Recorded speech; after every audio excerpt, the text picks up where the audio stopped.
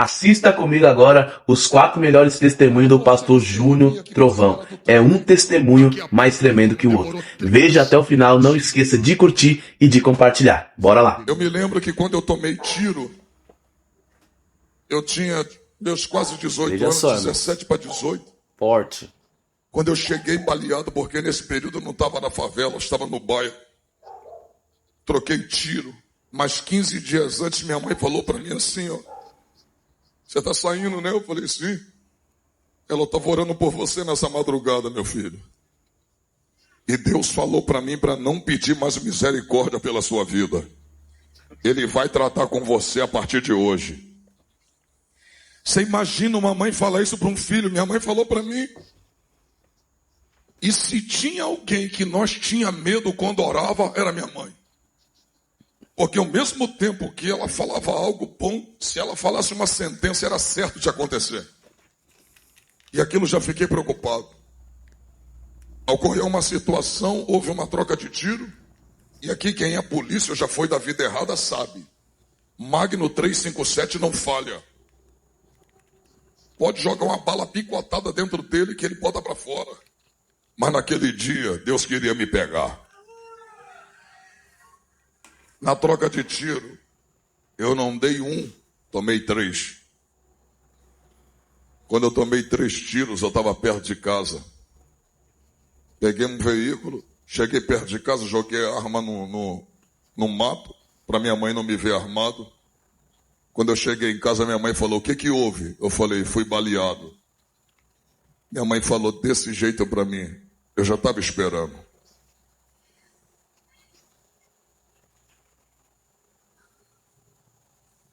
Deus havia falado comigo que ia tratar com você.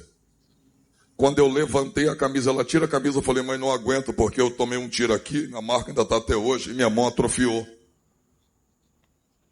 Eu não conseguia levantar a camisa. Ela disse, eu vou tirar. Quando minha mãe tirou, eu tomei um tiro aqui, que bateu aqui desse lado, que estourou isso aqui meu. Estava tudo esponjosa, aquela carne queimada pela pólvora. E ela falou para o meu pai desse jeito. Meu amor, pega no guarda-roupa uma camisa pro Júnior e coloca ele nele e leva ele pro hospital. Minha mãe desse jeito, calma.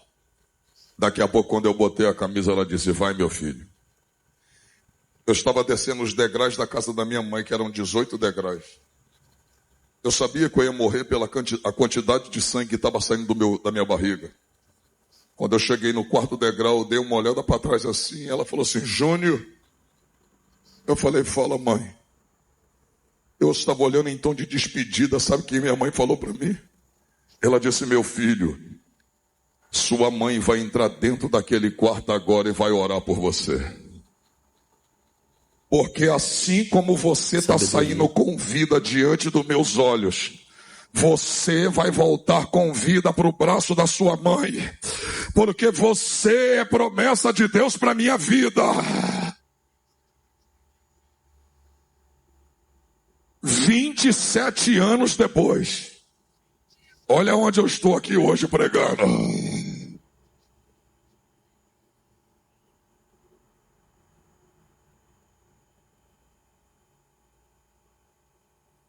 Minha mãe viu seu filho ser salvo, batizado, ser levado a diácono, a evangelista, e 10 anos depois ser consagrado a pastor. Viu seu filho rodando o mundo. Um ex-traficante hoje já pregou em 22 países. Sou presidente de um evento nos Estados Unidos vai fazer 7 anos. E já rodei todas as capitais do nosso país. E já foram 46 mil vidas levadas a Jesus. Imagina a minha mãe vendo tudo isso. Quando a minha mãe fica internada, vai eu ficar perto dela. Quando eu vi que minha mãe piorou, eu dobrei o joelho ao lado da cama dela e orei com toda a minha fé que Deus tinha curado os enfermos. Eu dobrei o joelho e disse, Deus, tu ainda não cumpriu tudo na minha vida. Deixa minha mãe viver mais alguns anos. Cura minha mãe. Eu expulsei aquela enfermidade. Orei com a mesma fé que orei pelos cancerosos. Um dia, 2 dias, minha mãe piorando. Um dia a gente chegou na sala de casa, reuniu eu e meus irmãos e disse assim: Júnior, será que nós não estamos atrapalhando a vontade de Deus? Vamos fazer uma coisa, por mais dura que seja. Vamos fazer algo aqui agora, todos concordando, para que Deus faça a sua vontade. Segurei a mão dos meus irmãos e a oração que eu fiz foi essa: Deus, faça a tua vontade na vida de nossa mãe. Quando eu fui dormir, 6 horas da manhã, a notícia veio: venha ao hospital, sua mãe acabou de falecer. Mas eu cantei por muitos anos, e eu estava vivendo o que eu cantei. Se Deus fizer, Ele é Deus. Você sabe qual foi o pedido que eu fiz para Deus? Deixa minha mãe ir para casa para ver os filhos. No dia que Deus levou ela, Ele falou comigo: ela não foi para sua casa, mas ela veio para a minha. Fala para o teu irmão assim: tem coisas que estavam contigo. Fala, mas hoje estão com Deus. Agora esse está em terceiro lugar. Esse testemunho agora ele relata o dia que uma presença demoníaca desce em seu quarto para falar com ele. Mas Deus dá autoridade para ele. Assista comigo, veja só. 5 anos atrás, 5, 6 anos, minha esposa tinha saído, ela e meus filhos. Ela foi para a casa da minha sogra e eu fiquei em casa, sozinho. Não me esqueço disso, não me esqueço como se fosse hoje, me lembro como se fosse hoje. Estou dormindo de bruços. Daqui a pouco, o lençol sai da minha cabeça. Quando saiu da minha cabeça, eu acordei. E como na época a porta do no meu quarto só tinha apenas o caixonete e não tinha porta, eu olhei direto para a porta, foi instantâneo. Quando eu olhei, eu vi aquele ser com uma capa preta até o pé, uma gravata preta, um sobretudo preto, um chapéu rodado preto. Isso aqui dele muito branco, branco, e o rosto dele muito vermelho. Quando eu olhei assim, aquele ser estava na porta. Eu não conseguia se mover, porque aquela presença diabólica tomou meu quarto. E na hora eu descobri o quão difícil é o mundo espiritual. Naquela hora eu me senti tão impotente, porque ele podia me matar, mas eu não podia tocar nele. E aquela presença dominando todo o meu quarto. E eu sentindo medo, e quanto mais medo eu sentia, mais aquela presença dominava meu quarto. Quando de repente eu lembrei de quem eu era filho.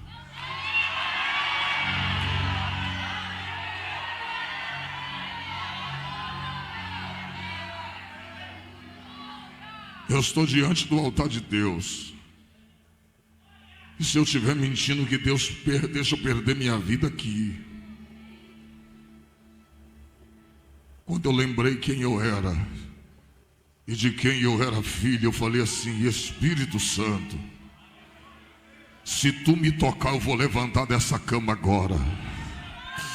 Quando eu falei, se tu me tocar, eu levanto, eu senti a graça de Deus. E quando eu senti a graça do Espírito Santo, ele falou na minha mente assim, ó.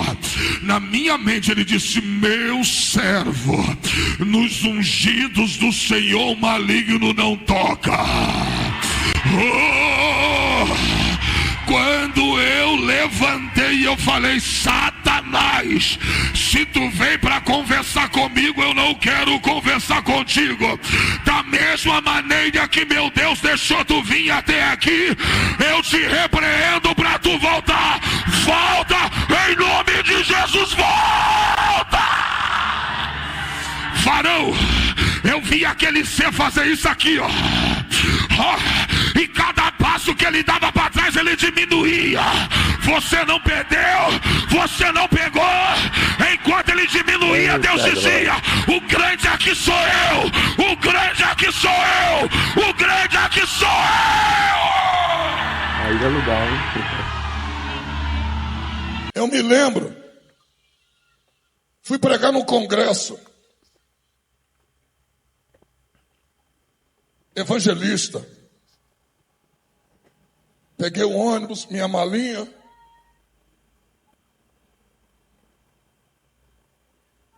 preguei naquele dia, uns 15 anos atrás. Jesus batizou mais de 20 pessoas naquela noite, salvou mais de 15 vidas naquela igreja. Acabou o congresso, o pastor da igreja, o dirigente, falou assim: você está com fome, evangelista? Falei: tô. Ele: então vamos ali na cantina que eu vou pagar para você 2 coxinhas e um copo de Guaraná. Sabe qual era o Guaraná? Tobe. Repita comigo: Tobe. Sabe o que significa Tobe? Todo obreiro bebe isso. Tomei o Tobe. Olha para mim, 11h30, passando o Linável, o Mirante. 11h30 da noite, último ônibus. Eu esperando ele me dar pelo menos a oferta para que eu pudesse ir para casa. Quando ele meteu a mão no bolso assim, eu falei: graças a Deus, Jesus. Ele meteu a mão no bolso, puxou aquele telefone Nokia, aquele azul que tem um joguinho da cobrinha. Aí olhou e fez assim e falou: evangelista, o último ônibus vai passar agora. Vai para o ponto, senão o senhor vai perder. Eu apertei a mão dele assim, ó. Olha a paz do Senhor. Ele disse: ó, daqui a 3 meses eu ligo para o senhor pregar no congresso das irmãs. Falei: amém. E ele não me deu R$1. Vai eu de terno, malinha, para o ponto do ônibus. Eu falei: Deus, eu sou teu servo. Como é que eu vou pedir para entrar pela porta de trás, Deus? Pela porta da frente, pedir carona? E se eu pedir para passar por baixo e a trocadora me humilhar? Sabe o que eu fiz? Tinha acabado de chover, as ruas estavam cheias de água. Fui andando 2 horas a pé. O ônibus passou da Salutran. Passou numa poça d'água e sujou meu terno cinza todinho de lama. Meu Deus. E eu comecei a chorar. Sabe o que o diabo falou no meu ouvido? Quando você me servia, que você era do tráfico, eu não deixava faltar R$1 no seu bolso. E agora que tu está servindo esse Deus aí, nem dinheiro para você ir embora ele te dá. Eu ouvi Satanás falar no meu ouvido. Sabe o que o Espírito Santo falou comigo na hora? Ele disse: meu servo, entre aquilo que os seus olhos estão vendo e aquilo que os seus ouvidos ouviram da minha parte, fica com aquilo que você ouviu, porque é promessa. E na hora certa, eu cumprirei a minha palavra.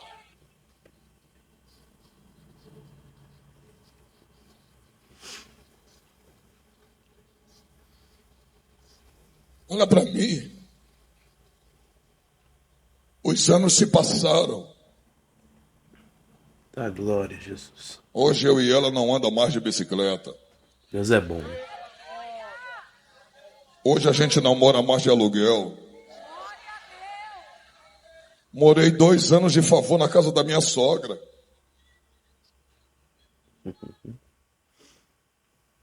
E agradeço a Deus pela vida dela por ter me dado a oportunidade de estar lá.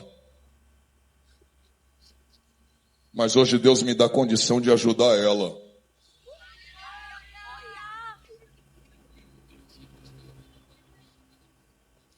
Dá um toquinho no teu irmão, fala assim: Jacó, Não se desespera, tu tem promessa.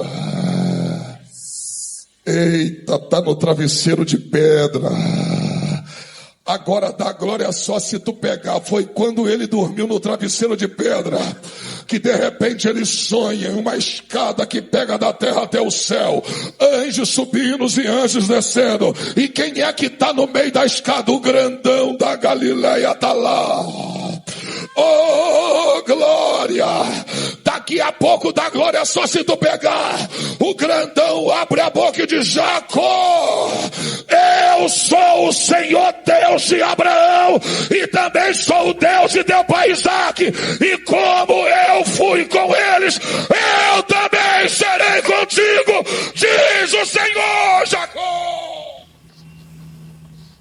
Em primeiro lugar, tá um dos testemunhos acho que mais famoso dele, é quando ele vai para a África e ali, né, uma força demoníaca toca, né, em sua calça. Então veja só, esse testemunho é muito forte, mas presta atenção. Na minha segunda vez que eu fui na África, aqui no Rio de Janeiro a gente está acostumado com alguidar, está acostumado com galinha preta, mas lá na África ninguém me contou, eu estava lá. O bruxo levita, sai do chão, a 1 metro do chão, pelo poder das trevas. Se você não tiver no azeite, você corre. Quero ver dormir de luz apagada. É luta.